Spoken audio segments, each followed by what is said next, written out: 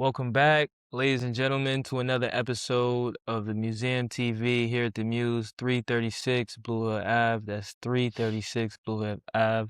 Thank the big homies who allow us to be here in this space. Joey Politics, Newton, George. Appreciate y'all. Here we've got today a special guest, Big Belly. What's up, y'all? What's up, y'all? Welcome to the Museum TV. How you Today doing? we're going to get into an interesting conversation. So today we're sitting down with an artist who's been putting in work through music, but also someone who wants to talk about, the bigger realities affecting young people right now, streets, gun violence, finding another path.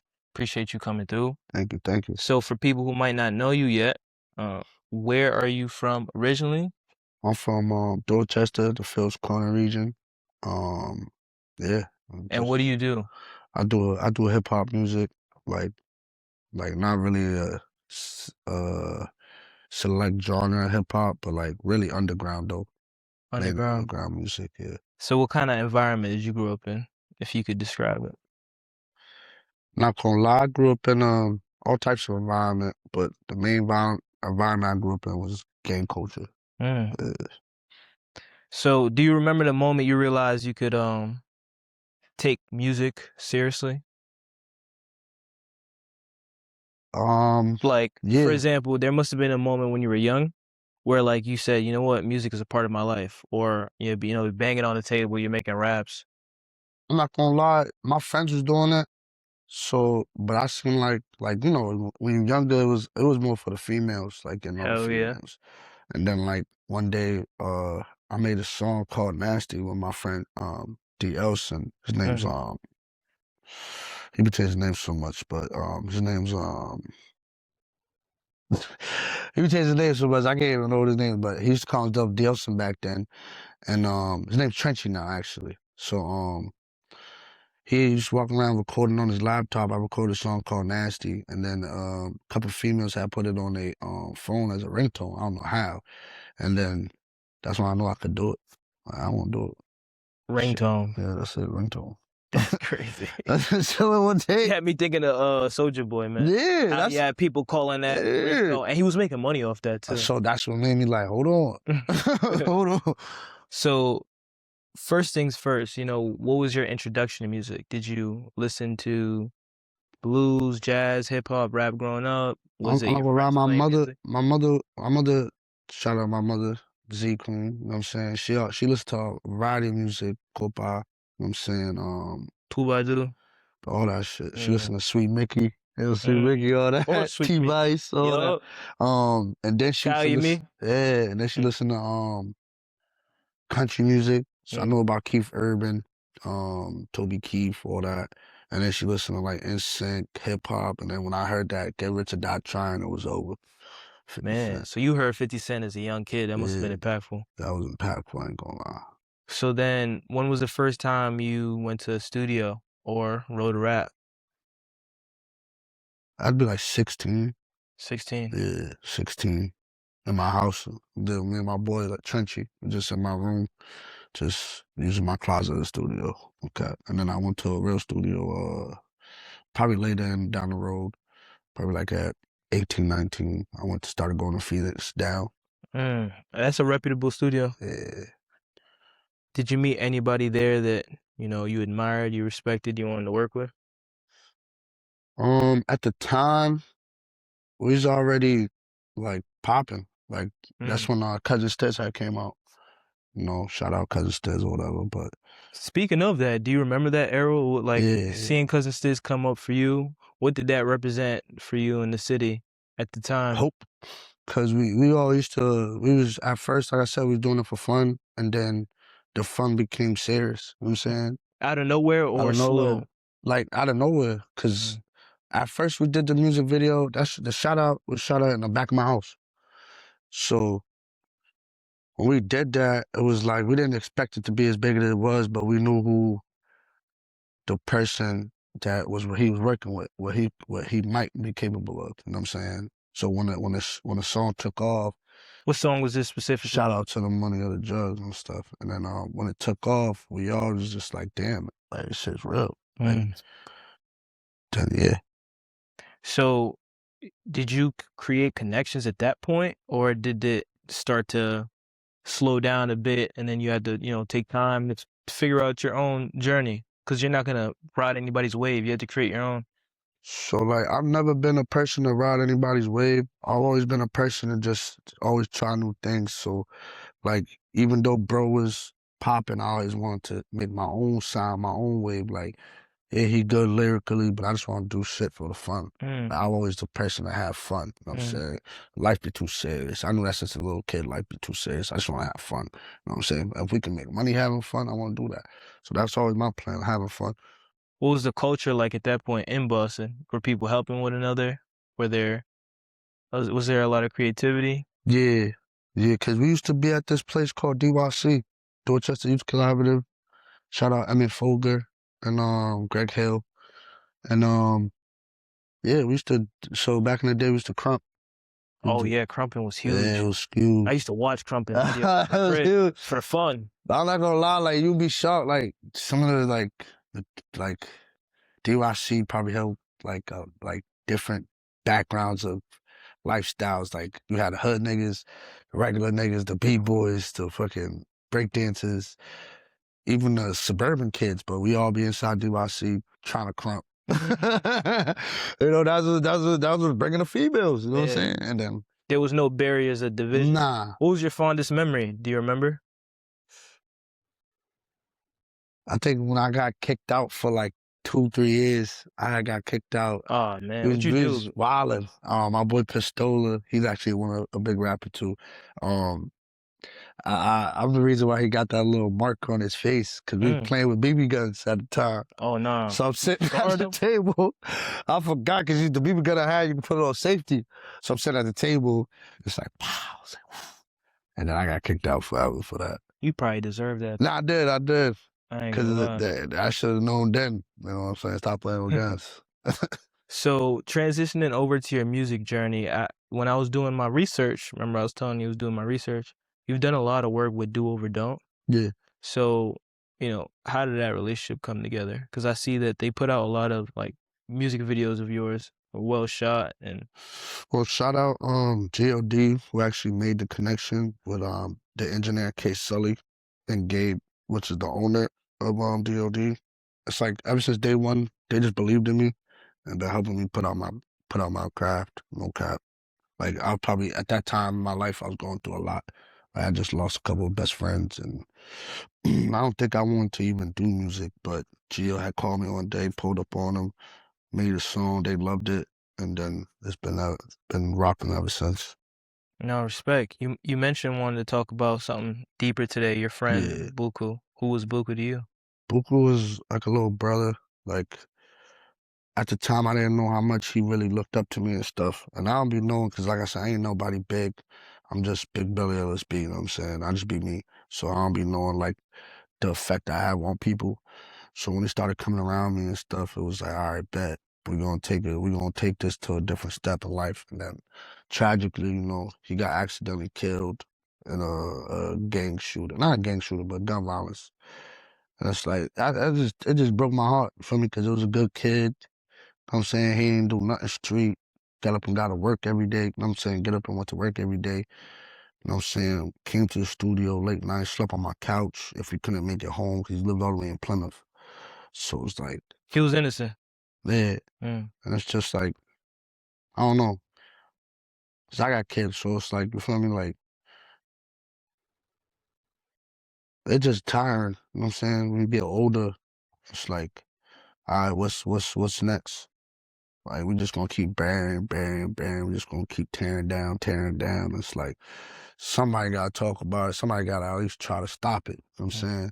I feel like there's some people out there that, you know what I'm saying, be trying, but I'm not in it for the money. You know what I'm saying? I really wanna step in these communities. I really wanna talk to these young boys and help them see that there's more to life. You know what I'm saying? STEM programs, if you want to be a content creator, if you want to do music, I ain't telling everybody to be kumbaya, but be cordial.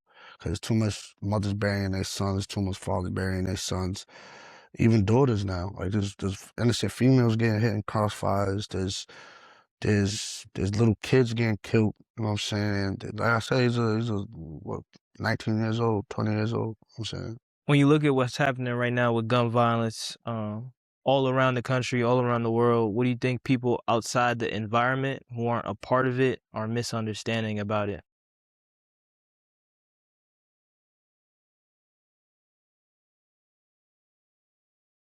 I think like there should be more positivity, more love. Like people outside of it just be like, oh, they crazy, they just wild and they don't know no better. Nah.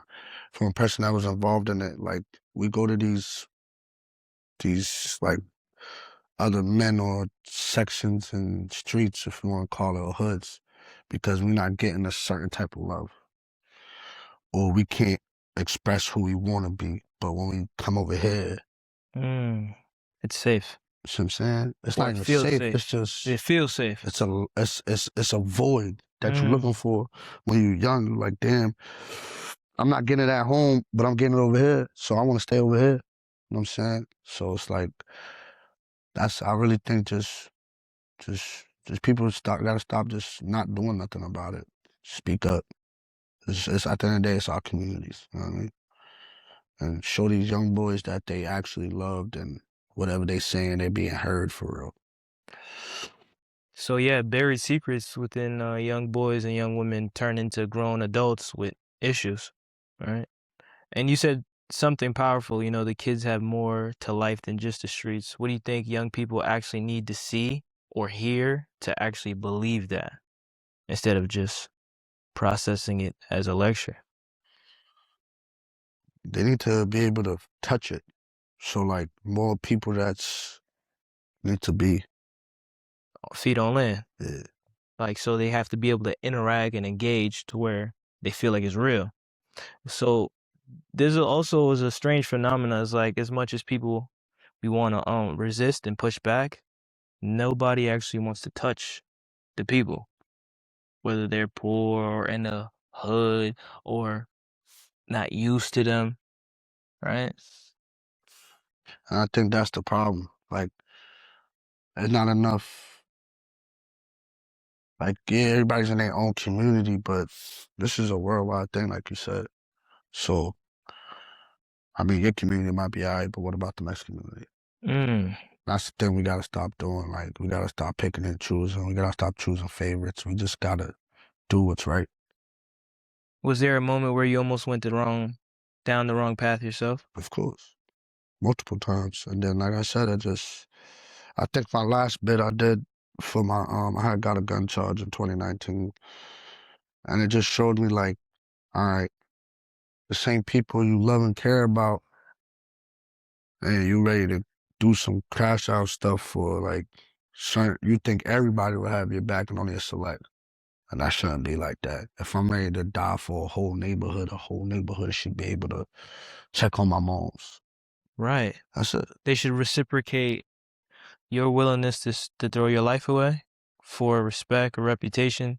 They should reciprocate that by actually making sure that if that happens, your family's taken care of. Yeah. Which is the only thing that could be considered real. Yeah. Anything else is really is bullshit, right? Yeah. Cause like I know a lot of people might hear this and be like, "Oh, they ain't sending the money." I'm trying to tell them it ain't about the money. It's about the effort. It's about you reaching out. It's about the showing presence. You kid. You know what I'm saying? You kid. Like, yo, bro, when you call home, it's like, yo, bro, I just checked on your douche. Yo, bro, you good? You know what I'm saying? Your kids are good. You straight. Nah. That's gonna uplift you. It's gonna give you more strength to keep going. That shit right there woke me up though, cause I said when I went to jail, I was one of my friends had died in his sleep, and it wasn't no gang violence, so it was something different. Like who do I blame? You know what I'm saying? But while you going through trial and stuff, I was going through trial when he died, so I couldn't really show my weakness because I gotta go up to these courthouses. You never know who you gonna bump into. You know what I'm saying? So it's like I had to put on this mask, like I'm alright and I'm not alright. You know what I'm saying? Yeah. So then you go to jail and then you see you gotta fight niggas and then you gotta fight the police. Nah, deadass, cause some of these cops and it, like you see how South Bay's They are going gang in. members. They just Exactly. And some of these COs, the ones that's not from our neighborhood or communities, they come in our communities and work in our communities and supposed to watch and protect us, but then they calling us down words. Or, and they get to go home. Because you locked up and they, you know what I'm saying, you less than them. Right. And I seen it firsthand. And that's why I'd be like, yeah, I think that's what woke me up. Like, yeah, something gotta give. I don't like feeling like an animal. We the ones keeping these judges, police, you know prosecutors, lawyers, keeping them in business. They're keeping them in business. And they keep you see these judges introducing their kids or, yeah, them passed down, and it's like, damn. And we like, if you do the statistics, like, our community, I ain't gonna put a race on it. Our community is the most incarcerated. Yeah, that's a proven fact. Why do you think so many young men feel like the streets are the only option? Because they don't got nothing else. Nobody else is trying to teach them nothing. Everybody's worried about self. Even in your household, your parents, the system broke it down so your parents got to work all the time. And when they come home, they tired. So it's like, damn, what if your mom too tired, not even checking on your homework? So you like, she don't care about my homework. What the fuck she care if I'm going outside shooting a nigga? So, yeah. What do you think needs to change? Us. They gotta start with us. And when I say us, I mean the men that keep this shit going. Like, why are you keeping it going? You're the same dudes in these hoods and these projects and these communities. Y'all got kids, bro. Some of y'all have kids. Most of y'all have kids. And y'all won't, I'm Still sure. can't be acting like this. You know what I'm saying? But I'm sure you wouldn't want your own child to be out there risking his life for you like that. So why are you doing that to somebody else's kid? Why are you putting a gun in a 13-year-old's hand and say, hey, this is how you live? I think convenience, and I don't mean to simplify so much, but convenience in that world and in the real world has destroyed people.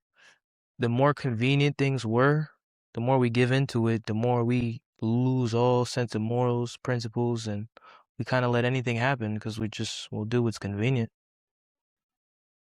That's what I'm saying. Like, all right, so if that part of it is convenient, let's make this other part convenient. Let's make these spaces where these kids can go for free. They got all this funding. Nipsey Hussle was doing the same thing you're talking about. He actually was investing into a school and a music program that teaches kids entrepreneurship and being programs, and being business owners from the jump. Silicon Valley, all that shit. So I mean, I researched that. That's like I said, people like Nipsey Hussle and even 456, like not his brand, but the messaging. The message. Shoot, that's not people. Like, if I didn't see shit like that, I probably wanna do stuff like that. Shout out Nice too. Yeah, shout him out. You know what I'm saying? Like, stuff like that needs to be more pushed. And I like how everybody's, yeah, it looks fly, but the message behind it is more powerful than people know. Let's get back to getting this money. Like I said, it's too much kids dying, too much kids in the. Like, I go right now on Facebook, we could probably see like 10 guns picked up off the streets. And these guns ain't no revolvers, pea shooters. These are guns they shouldn't have their hands on. Military grade weapons. Yeah. I wanna switch back over to your music. Last year you dropped a project. What was the mindset behind that project? I seen it was a project dropped in 2025. So it was called All Girls Are Belly 3 with a door with a red 3 on it. So that door symbolizes like me basically closing the door on the past type shit. So transitioning into like the next thing. So, and plus All Girls Are Belly.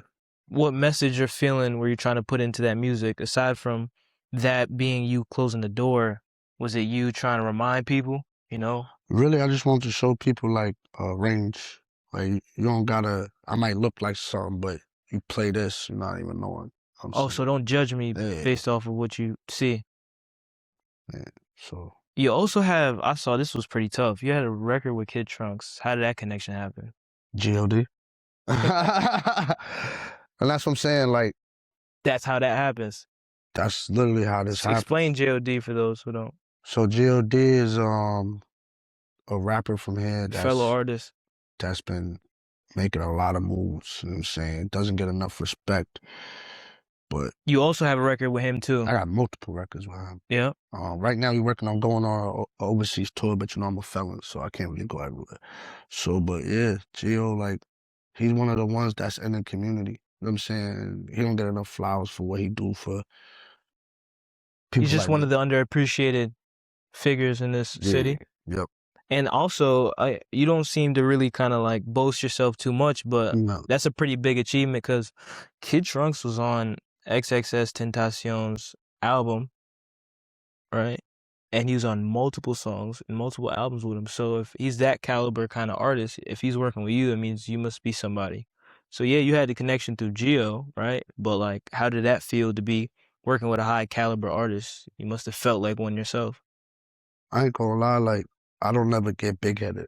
So like I just let the craft speak for itself. If like you like it, you like what you're hearing, all right, I'm gonna keep it going. Right. And if you wanna be a part of what you're hearing, I'm gonna do it with you. I'm not gonna charge you nothing. I'm not gonna be like, all right, word, now let me ego this man. Like that's how it happened. I just treated him like a regular human being. Like anybody else that was in the studio. Like I was doing a song, he heard it, he wanted to hop on. Yeah, humanizing people gets you so far It do. because then they feel comfortable to be their real self. Because with It everybody do. else, they got to be fake. Everyone's trying to get something out of them. I mean, it's a love and a hate thing though, because like there are a lot of snakes out here and a lot of people out here that'll like take advantage of that. Like, he's a real nigga, so anything I do, he's gonna look at it in a real way. So, nah, real shit. I'm a pop it. I just felt that. Can you go ahead and expand on that a little bit more? All right, so Because I think you just touched the pain point. recently I just went through something with a group of people that I was just involved in, and it was like, all right, maybe my aggression was a little hard, but you know, like